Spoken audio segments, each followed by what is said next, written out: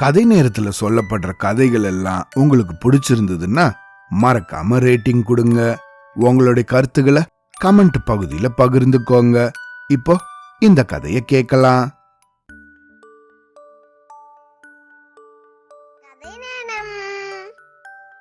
ESAB நீதி கதைகள். உருவத்தை பார்த்து பழகாதே. தமிழ்நாட்டுல மன்னார்குடிக்கும் மயிலாடுதுறைக்கும் பக்கத்துல திருவாரூர் அப்படின்னு ஒரு ஊர் இருக்கு. இந்த ஊர்ல இருக்க தியாகராஜ சுவாமி கோவில் ரொம்ப பிரசித்தி பெற்றது. இந்த கோவிலுக்கு முன்னாடி கமலாலய தெப்ப குளம் அப்படின்னு ஒரு தெப்ப குளம் உண்டு. ரொம்ப பெருசா இருக்கும்.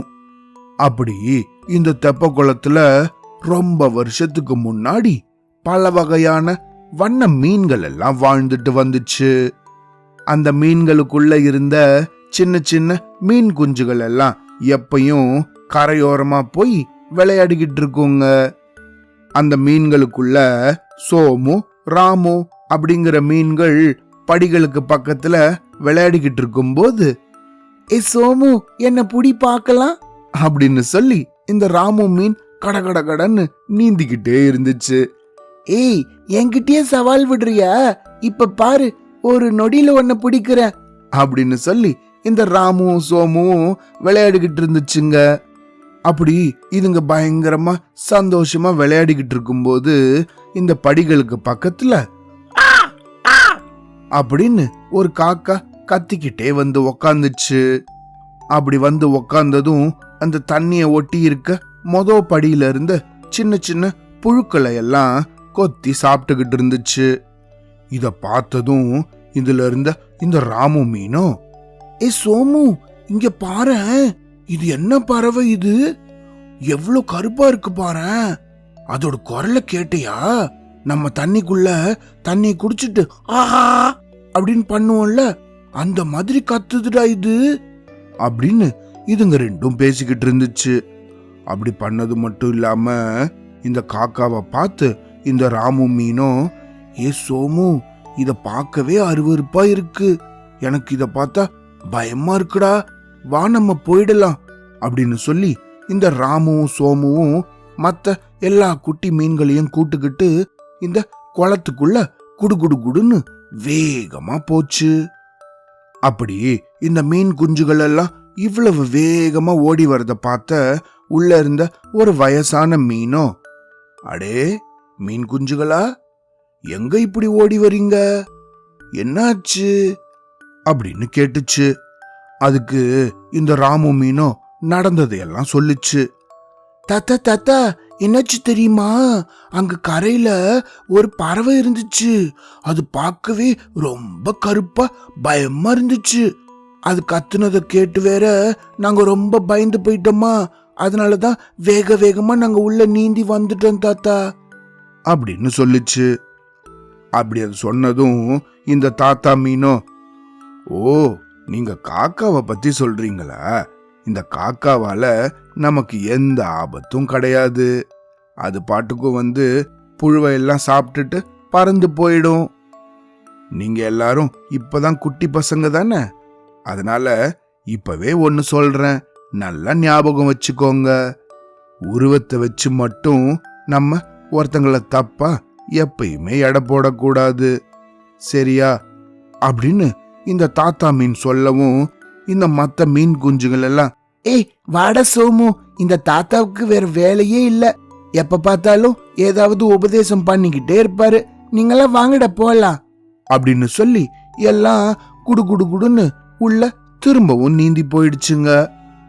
இத பார்த்த இந்த தாத்தா மீனும் எதுவும் வருத்தப்பட்டுக்காம அது மாட்டுக்கும் நீந்தி போயிடுச்சு.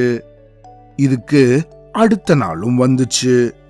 அப்படி அடுத்த நாள் வந்ததும் இந்த சின்ன மீன்கள் எல்லாம் அவங்க அப்பா அம்மா கிட்ட, அம்மா அப்பா, நாங்க விளையாடிட்டு வரோம் சரியா அப்படின்னு சொல்லி எல்லாம் ஒன்னா சேர்ந்து திரும்பவும் இந்த குளத்தையே சுத்தி சுத்தி வந்துச்சுங்க. அப்படி இதுங்க சுத்தி வரும்போது திரும்பவும் இந்த படிகளுக்கு பக்கத்துல இதுங்க விளையாட ஆரம்பிச்சுச்சுங்க. அப்படி இதுங்கெல்லாம் விளையாடும் போது இந்த சோமு ராமு கிட்ட, ஏ ராமு, இங்க பாருடா, நேத்துக்கு இருந்த பறவையோட இது வித்தியாசமா இருக்கு. எவ்வா எவ்வளவு வெள்ளையா இருக்கு.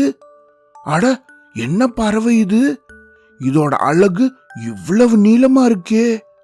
அடடா, அதோட நடைய பாரேன், எப்படி நட போட்டு வருது.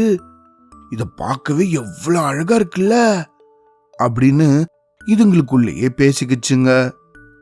அப்படி பேசிக்கிட்டே இந்த பறவை பக்கத்துல போய், ஏ பறவையே, நீ பார்க்க எவ்வளவு அழகா இருக்க, உன் பேரு என்ன அப்படின்னு கேட்டுச்சு. அதுக்கு அதுவோ, என் பேரு கொக்கு அப்படின்னு தன்னை அதை அறிமுகப்படுத்திக்கிச்சு. நீங்க ரொம்ப அழகா இருக்கீங்க, உங்களோட இந்த நீண்ட அழக நாங்க தொட்டு பார்க்கலாமா அப்படின்னு இந்த சோமு மீனும் ரொம்ப பவ்யமா கேட்டுச்சு. இந்த மீன்கள் எல்லாம் இப்படி தன்னை வேடிக்கை பார்த்துக்கிட்டு அங்க நின்னதும் அதை பார்த்த இந்த கொக்குக்கோ ஒரே கொண்டாட்டம். ஓ, தாராளமா தொட்டு பாருங்களேன் அப்படின்னு இந்த கொக்கு சொல்லுச்சு. ராமுவும் சோமுவும், ஏ நான் முதல்ல தொட்டு பாக்குறேன்டா, நான் முதல்ல தொட்டு பாக்குறேன்டா அப்படின்னு 2 பேரும் போட்டி போட்டுக்க ஆரம்பிச்சுட்டாங்க. இந்த கொக்கோ, சரி சரி 2 பேரும் சண்டை போட்டுக்காம இருங்க, நானே உங்களை தொட்டு பாக்குறேன் அப்படின்னு சொல்லி லபக்கு லபக்குன்னு இந்த 2 மீனையும் கொத்திடுச்சு.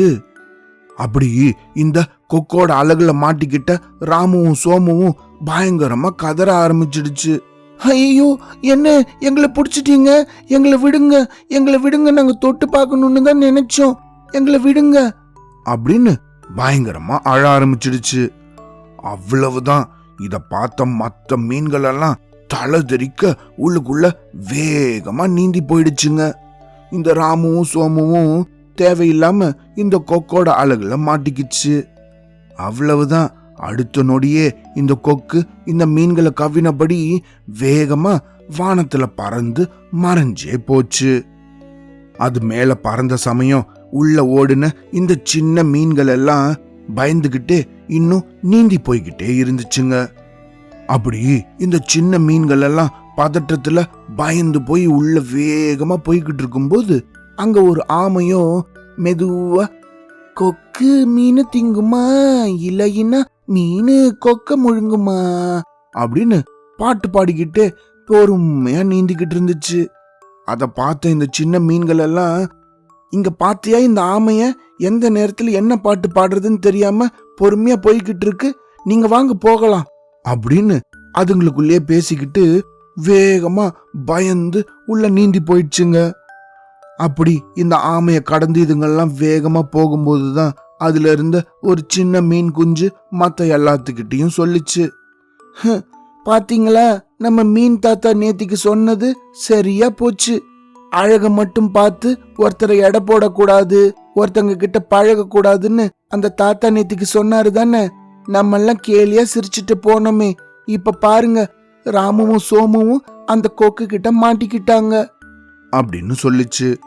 அத கேட்ட இந்த மத்த மீன்கள் எல்லாமும், ஆமா ஆமா நீ சொல்றது சரிதான், நம்ம இனிமேல் பெரியவங்க சொல்ற பேச்ச கேட்கணும், அவங்க தங்களோட அனுபவத்திலேருந்து சொல்றாங்க, அத நம்ம இனிமே உதாசீனப்படுத்தவே கூடாது அப்படின்னு சொல்லி இதுங்க எல்லாம் உறுதி எடுத்துச்சுங்க. அன்னிலிருந்து இந்த மத்த எல்லா மீன் குஞ்சுகளும் கவனமாக இருந்துச்சுங்க, சந்தோஷமாக வாழ்ந்துச்சுங்க. இந்த கதையிலிருந்து நம்ம என்ன தெரிஞ்சுக்கணும்?